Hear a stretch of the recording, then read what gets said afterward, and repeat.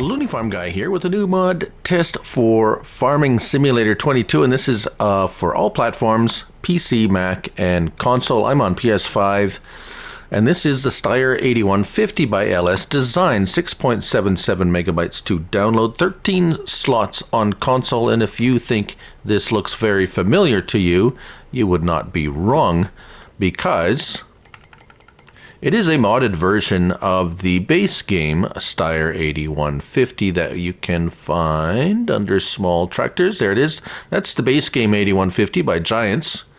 And here's the modded one. One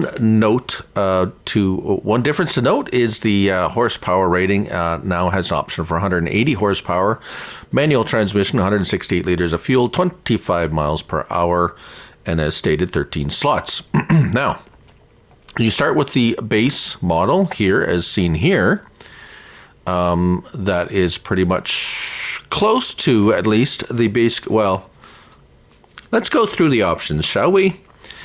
Base engine, 135 horsepower. A tuned engine for extra $3,000, 180 horsepower. Nice. Wheel brands, Trelleborg, Michelin, Continental, Midas, BKT, Vertestein, Nokian, and Trelleborg. Normal so far, however. Wheel setup, standard, wide, narrows, nice.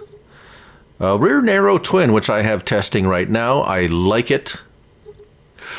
And rear twin and twins all around, so nice options there. And then back to standard. Now, that doesn't stop there. Michelin, we also have wides, and we have rear twins all around. Fairly normal there. Continental, narrows, but we have a rear narrow twin setup from the narrows to a slightly larger narrow twin rear, and then rear twin, full size rear twin, and then twins all around, and back to standard. So that's nice. Midas, I do believe, has a similar, no, just wides and just wides. BKT, just wide options. Vertestein, yes, Vertestein has a version of their narrow with a rear narrow twin and then a full rear twin with twins all around option. Nokian, we have your usual just the two styles in Nokian for this one. And then back to Trelleborg. So the Trelleborg twins all around is $6,000. Let's leave it there for now. Exhaust, we have the default exhaust or a stainless steel exhaust. Fenders, with fenders, big fenders, or without fenders. Beacons, we have the two beacons. We have styles. We have several styles. We have 5, 6, 7 different styles of beacons. Front loader attacher, yes. We got a quickie, hour, or no. Very nice. Main color, we have red, as you can see here, red or white. So that's the cab color. So you can leave it red or you can make it white. We do have options for rim colors. Any of these colors, $500 to change the rim color to even pink if you want. And then license plate. Right, so let's hop in. Interior, I believe, is going to be the same. Very nice. Now, as you know, as I said, this is a modded version of the base game tractor. However, we do have several options the base game tractor does not have. L1 and right stick up and down.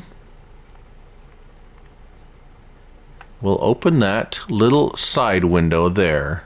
If we go in here, it might, there we go. The side vent window. Like so. All right. R1, nothing. Stop engine, honk. Right. L1 and R1, we have right stick left and right. Opens the door, whoops. Opens the left door. Like so, nice and wide, and right stick up and down will open that back window. like so. And that's it for your options in, well, accessories. Lights, beacons, signals, all pretty much standard stuff. Do we have an indicator on the dash with the signal? I don't see one. Right. All right. Driving it around, it is a manual transmission, so it acts. I have automatic setting with the manual transmission, so everything is automatic for me. However, they do operate differently depending on if it is a manual or automatic transmission that the modder has chosen for the tractor. Now, I do believe it's pretty much the same as the base game. However, we do have one that I have tricked out here with the dual a full size and narrow twin on the rear. And this is the 180 horsepower tuned version. We will put this is a 180 horsepower base game cultivator, and we'll hire a worker, and you will see, let's say, a problem perhaps because of the manual transmission. Now, if you use manual shift, which you can on console and PC, you can shift into any gear you want whenever you want. However, if you're using an automatic setting with a manual transmission, sometimes this happens. It kind of gets stuck in a gear before it decides it wants to shift. And it will eventually shift out of second gear at some point. It did earlier when I was testing it, but sometimes it kind of gets stuck. Let's see if we can unstuck it here. Oh, there we go. Now we're up to 9 miles per hour. So yeah, so if you hire a worker, sometimes it gets, some of these tractors with the manual transmissions don't play nice with the workers, or sometimes even if you're using it yourself. Sometimes it's always a good idea to get a bit of a running start.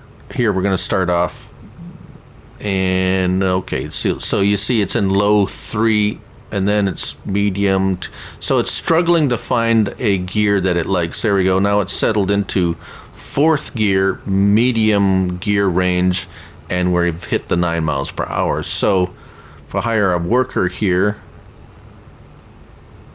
it's going to get stuck in that medium 2 again for some reason. So not really worker friendly, unfortunately, with the shifting of the gears. But anyways, aside from that, very nice. A nice, if you like this older style of Steyr and this tractor, it's a nice bump in horsepower, and it has a few accessories: front lifter or a front loader attachment, 3-point link on the front, lots of tire options, some color options for the rims. I would have liked to have seen color options for the tractor itself, but oh well, that's added to the wish list, I guess. And that's the Steyr 8150. Oh, one other item of note, the Kubota passenger script is supported, so if you have the Kubota DLC in multiplayer, you can carry a passenger. It is compatible with the Kubota passenger DLC option. Sorry, thrown that in at the end. That's the Steyr 8150 by LS Design, 6.77 megabytes to download and 13 slots on console. Thank you for watching. I'm Looney Farm Guy, and remember, it's only a game. So till next time, bye for now.